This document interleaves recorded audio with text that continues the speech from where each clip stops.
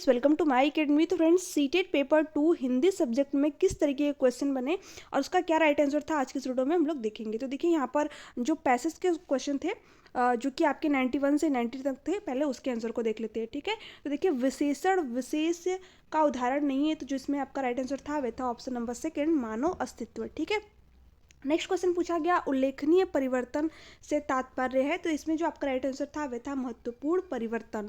उसके बाद में नेक्स्ट क्वेश्चन पूछा गया मानव के कौन से 3 पक्ष हैं।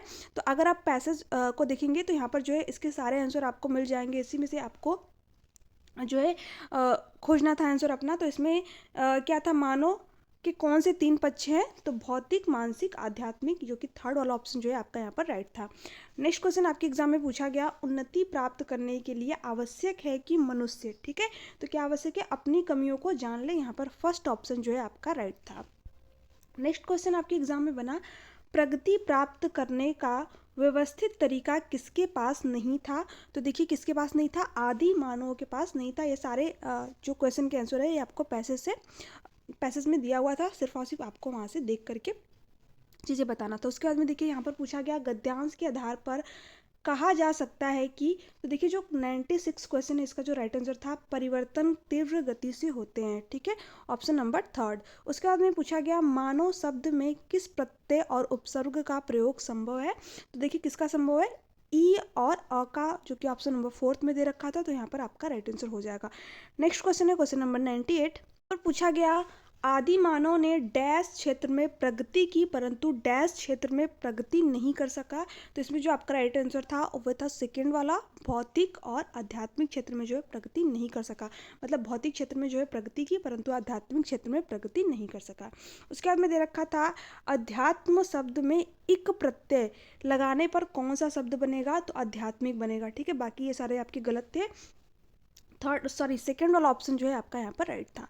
नेक्स्ट क्वेश्चन आपको फिर से दे रखा है जो कविता की पंक्तियों को पढ़कर सबसे उचित विकल्प का चयन कीजिए, जो कि 100 से 105 तक है आपका, 105 तक। तो देखिए यहाँ पर आपका फर्स्ट क्वेश्चन बना समूह से भिन्न युग्म है। देखिए कौन सा था, हार और विहार। ठीक है, तो यहाँ पर आपका फोर्थ ऑप्शन राइट था। उसके बाद में दे रखा था कविता में डैश पर सर्वाधिक बल दिया गया, तो सत्य पर। यहाँ पर सेकंड ऑप्शन जो है आपका राइट था। कविता के अनुसार राही की विशेषता है, तो देखिए क्या था, हर तरह के मार्ग पर चलते रहना। तो यहाँ पर आपका फर्स्ट ऑप्शन जो है राइट आंसर था। नेक्स्ट क्वेश्चन पूछा था आपके एग्जाम में कविता के अनुसार किसी भी स्थिति में तो स्वाभिमान बना रहना चाहिए। यहाँ पर आपका सेकंड जो है राइट था। उसके बाद में दे रखा था अंधकार डैश का प्रतीक नहीं है। तो देखिए अंधकार किसका प्रतीक नहीं है, समाधान का, जो कि बाकी निराशा, चुनौतियों, बुराइयां, इन सब का जो है प्रतीक है, बट यहाँ पर नहीं पूछा था। तो यहाँ पर आपका थर्ड ऑप्शन जो है राइट आंसर था। बहुत ही सिंपल सा क्वेश्चन है। उसके बाद में दे रखा है इस कविता का मुख्य स्वर है, तो क्या है, देशभक्ति। ठीक है, तो आपका यहाँ पर थर्ड वाला ऑप्शन जो है राइट आंसर था। अब क्वेश्चन नंबर 106 देखिए, यहाँ से आपके पेडागोजी के क्वेश्चन स्टार्ट है। अब देखिए इसमें आपका फर्स्ट क्वेश्चन पूछा गया, मैं थोड़ा सा यहाँ पर इसको जूम करती हूँ। देखिए यहाँ पर पूछा गया उपचारात्मक शिक्षण किसके लिए है। ठीक है, तो उन शिक्षार्थियों और अध्यापकों के लिए है जिन्हें अपने शिक्षण अधिगम युक्तियों को समझने और बदलने, सुधार लाने की जरूरत है। ठीक है, तो यहाँ पर आपका सेकंड वाला ऑप्शन जो है राइट आंसर था। नेक्स्ट क्वेश्चन है आपके एग्जाम में बना क्वेश्चन नंबर 100।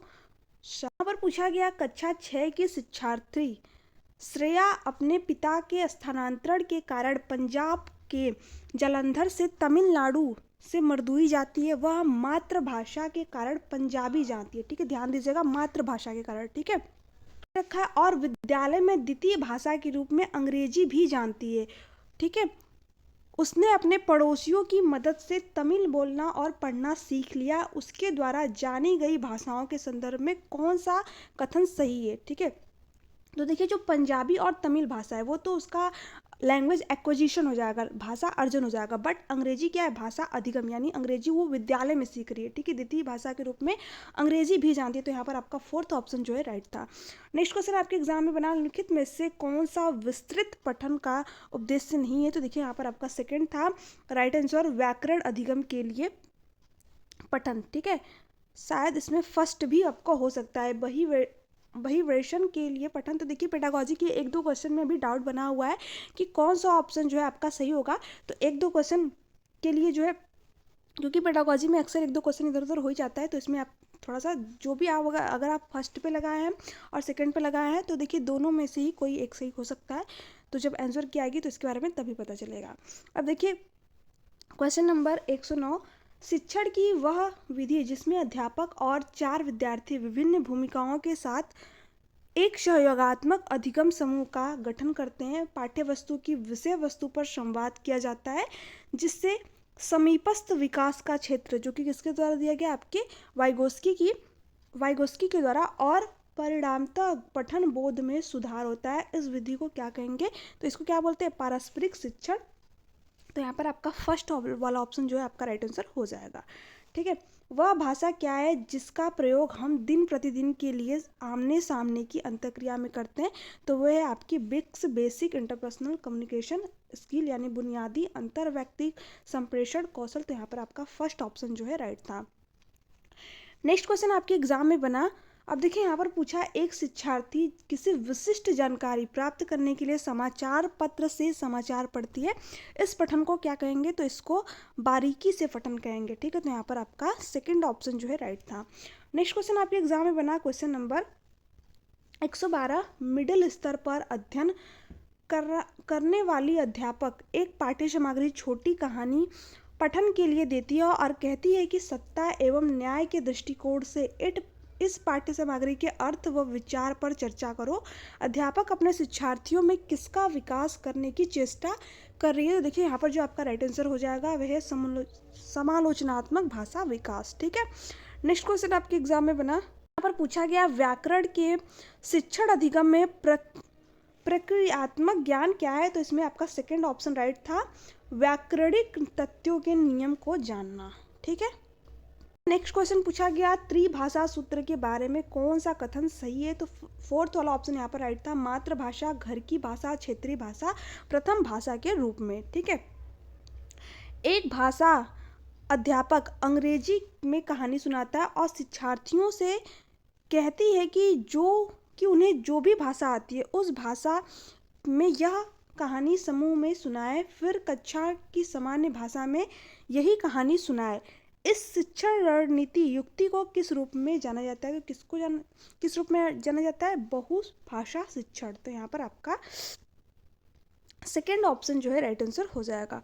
नेक्स्ट क्वेश्चन आपके एग्जाम में बना, कोझिकोड के एक विशेष समुदाय में बोली जा रही मलयालम इसी स्थान में दूसरे के द्वारा बोली जा रही मलयालम से थोड़ी सी भिन्न है। विशेष समुदाय द्वारा बोली जा रही मलयालम को किस रूप में जाना जाएगा, तो यहाँ पर आपका फर्स्ट सही था, मलयालम की क्षेत्रीय बोली। ठीक है, नेक्स्ट क्वेश्चन आपके एग्जाम में बना, अंतर्भाषिक पहचान क्या है, तो देखिए इसमें जो आपका राइट था, अंतर्भाषिक पहचान क्या है, शिक्षार्थी की यह समझ की विभिन्न भाषाओं और अधिगम विभिन्न योग्यताओं का आधार सम आश्वन है। ठीक है, नेक्स्ट क्वेश्चन आपके एग्जाम में बना क्वेश्चन नंबर 118, नीचे दिए गए अधिगम कार्य शिक्षार्थियों को भिन्न भिन्न समूहों में करने के लिए दिया गया है। पता लगाया कि शब्द संप्रदा के अधिगम की इस गतिविधि को किस रूप में जाना जाएगा। निम्नलिखित में से शब्दों से संबंधित शब्द और वाक्य का पता लगाइए। तो देखिए इसमें जो आपका राइट आंसर था, ठीक है आपका शब्द समूह, तो यहाँ पर आपका फर्स्ट वाला ऑप्शन जो है राइट था। नेक्स्ट क्वेश्चन आपके एग्जाम में बना, कक्षा 7 की अध्यापिका जोड़ियों में कार्य करवाने वाली गतिविधि करवा रही है, जिससे सभी जोड़ियों को 10 वाक्यों की कहानी पर काम करने के लिए देती है। पहली जोड़ीदार पहला वाक्य पढ़ती है और दूसरी जोड़ीदार उस वाक्य को लिखती है। अब दूसरी जोड़ीदार दूसरा वाक्य पढ़ती है और पहली जोड़ीदार उस दूसरे वाक्य को लिखती है। इस तरह के दोनों जोड़ीदार कहानी पूरा करते हैं। बाद में मूल कहानी में लिखे हुए की तुलना करते हैं। इस गतिविधि को कहेंगे, तो देखिए ये किस तरीके की गतिविधि है, आपकी पारस्परिक श्रुत लेख। ठीक है, क्योंकि बच्चा यहाँ पर सुनकर लिख रही है। पहली जोड़ीदार पहला वाक्य पढ़ती है और दूसरी जोड़ीदार उस वाक्य को लिखती है। ठीक है, यहाँ पर आपका थर्ड ऑप्शन जो है राइट आंसर हो जाएगा। नेक्स्ट क्वेश्चन आपके एग्जाम में बना, निम्नलिखित में से कौन सा भाषा संकेत के बारे में सही नहीं है। ठीक है, इसमें पूछा था सही नहीं है, तो यहाँ पर आपका सेकंड ऑप्शन राइट था, संकेत भाषा की व्याकरण नहीं होती है। ठीक है, तो यहाँ पर आपका सेकेंड वाला ऑप्शन जो है राइट था, क्योंकि नहीं पूछ रखा था। तो ये आज का लास्ट क्वेश्चन था। इसके बाद में आप लोगों को इंग्लिश, ठीक है, इंग्लिश और एसएसटी, साइंस, मैथ सभी पेपर के एनालिसिस अभी इसी यूट्यूब चैनल पे आप लोगों को कराऊंगी, तो चैनल को जरूर सब्सक्राइब कर लीजिएगा।